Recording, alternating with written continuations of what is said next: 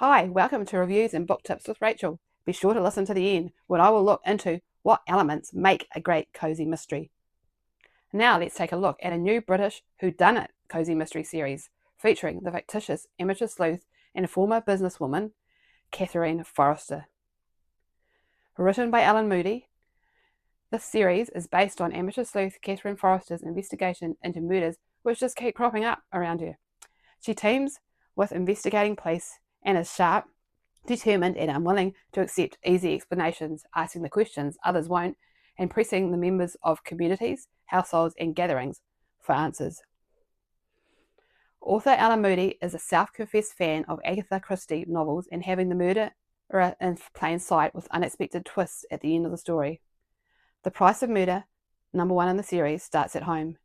Catherine's family mansion and the murder of her father, Reginald Price.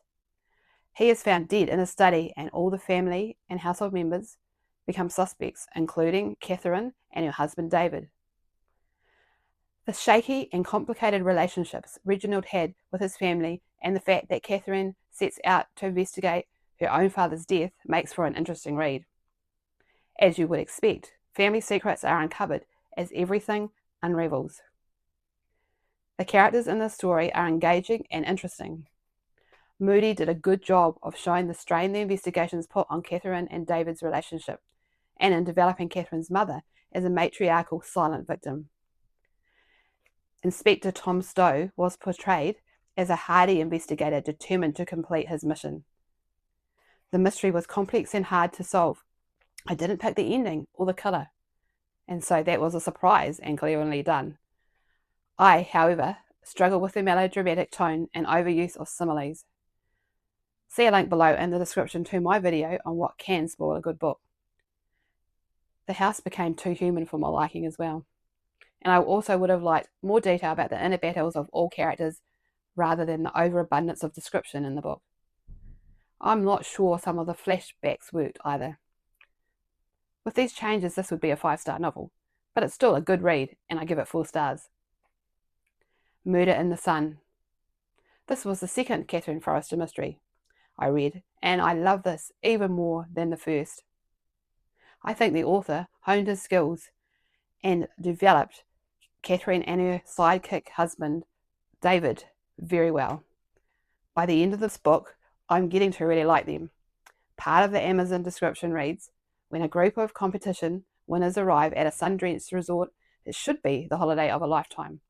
But paradise quickly turns sour when one of them is poisoned at the welcome reception. With the local police baffled, renowned investigator Catherine Forrester and her husband David are drawn into a chilling case of secrets, jealousy and revenge. As the body count rises and hidden connections are exposed, Catherine must race against time to unmask a murderer who's always one step ahead. Everyone has something to hide, but only one is hiding a motive to kill. The characters are well developed, with 2 official investigators, one Greek and one British, both believable and onto it. Characters have interesting connections and relationships, and Moody shows tension between them well, which adds to the whodunit suspense. There were a few minor editing errors or things which didn't add up, but the story was great overall. It is a complicated mystery with a dead cat twist, which makes it very interesting. I love the spot-on description and the scene setting. There were many twists and turns to the plot, and the Mediterranean scene was a delightful backdrop. By the end of this novel, I was already hanging out for the next one in this series. 5 stars. Murder in the Hollows. Murder in the Hollows has quirky characters, intrigue, and of course the determined and discerning Catherine Forrester, who has a habit of being nearby when people are murdered. She leaves her husband David behind this time, so that's a bit different. She is visiting her sick cousin when murder strikes. When the village doctor is poisoned at a fair, she joins ranks with an inspector to find the killer and uncover the village's murky secrets. This process is entertaining and keeps you trying to guess who is responsible, while the humanness behind the saga is unearthed. Catherine, sometimes with the help of Inspector Daniel Blake, methodically interviews or chats with village members who saw the death of the doctor or his movements just before he died. and she also talks to those with a possible axe to grind. These characters include an obsessively clean newcomer couple, a herbalist with a checkered past and too much knowledge about village history, an eccentric villager, and a stressed young schoolteacher. Things escalate as the novel concludes and Catherine solves the mystery. However, at the end there is a twist concerning even deeper secrets of Hollow's Marrows, which I didn't see coming, and which even Catherine misses. This is the third Catherine Forrester mystery I have read, and there seems to be a pattern developing, with a deeper undiscovered twist revealed in the final pages, which I quite like. However, it does sort of make Catherine look not so onto it. She solves the main mystery, but not this twist. Murder in the Hollows was not quite as engaging and as clever as the previous book, Murder in the Sun. At times I found the author overused similes or used them inappropriately. Again, same as book 1. That distracted me from the story. Somehow in book 2 the author wrote beautifully without doing this, but reverted back to that style in Murder in the Hollows. However, all in all, it was still a good read, and I recommend this book and this whole series. Murder in the Hollows, 4 stars. Alan Moody has released a 4th title in the Catherine Forrester series. This is called Murder at Christmas. The murder scene is back at the Price Mansion, where family and guests are invited to spend Christmas with David and Catherine, who have renovated and given a new lease of life to the Price Mansion after Catherine's parents' deaths. 2 of the guests are interesting characters who appeared in 2 of the previous Catherine Forrester mysteries. They were both involved in things that Catherine didn't pick up, and I was wondering while reading Murder at Christmas if they were going to be the ones responsible for the murders in this story. However, it appears they weren't, which, in my opinion, was a lost opportunity. I guess having them there was sort of like a red herring. Their presence certainly did complicate things, and there were a few interesting things that happened which may potentially lead to something in another book. Maybe. We'll wait and see. Apart from the 2 murders, there were also some interesting developments concerning Catherine's ever-devoted husband, David Forrester, her brother Peter, and Catherine's mother's former lover and former business partner, Philip. It wasn't easy to figure out who was responsible for the murder of Catherine's aunt and one of the other guests. In fact, I didn't pick it up until it was revealed.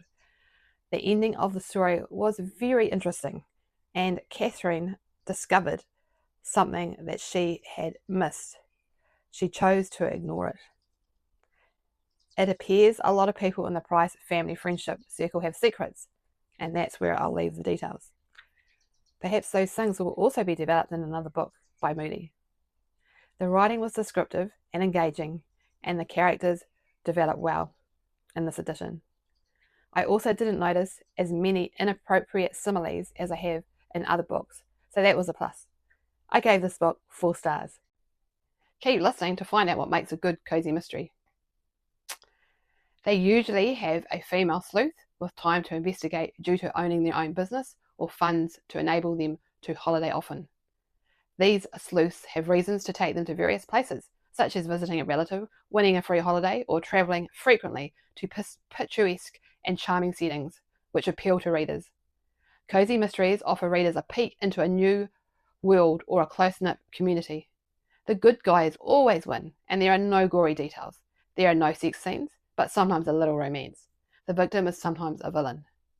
Tips to consider when writing one, or things to ask another reader before you buy. Do the characters have depth? Are they quirky or interesting? While a mystery is like a puzzle, it's the reader's investment in and engagement with the characters that keeps them reading. Creating great characters improves the chances readers will care who committed the crime and want to solve it. Characters should show their humanness and struggles as well as strengths. Ask what motivates them. Characters should interact in relationships that are real and include conflict and at times mistrust, as well as positive emotions that hold people together. Ask, what does solving the mystery cost the sleuth and investigator, and what effect does the investigation and the murder have on them? Are people kept guessing about characters and whether they have it in them to have committed the murder? Do they have a good motive? And also the means and ability to commit it? Are there suspicious behaviours from many characters to put readers and the sleuth off the scent? Do characters have motive and the means and ability to commit the murder? Are they strong enough? Desperate enough? Is the mystery slowly revealed throughout the story? Does the book have a surprising but inevitable and believable ending? Were there suspicious behaviours from more than one suspect which kept you guessing and put you and the sleuth off the scent? Did the motives withstand scrutiny? Did you feel like you had a peek into a new or different world or close-knit community? Was the writing descriptive and engaging but not full of distracting or inappropriate similes or material such as repetitive bullet-like chapter endings? Is the plot so good or are the characters so engaging you can ignore these things? And most importantly, did you enjoy the story? And would you read another with the same sleuth and by the same author? If you know of other cozy mysteries that fit this bill, please leave details in a comment below. Thanks for watching and listening. Be sure to click on the links below to view reviews of other cozy mysteries and the What Can Ruin a Good Book video. And please subscribe and like if you enjoyed this video.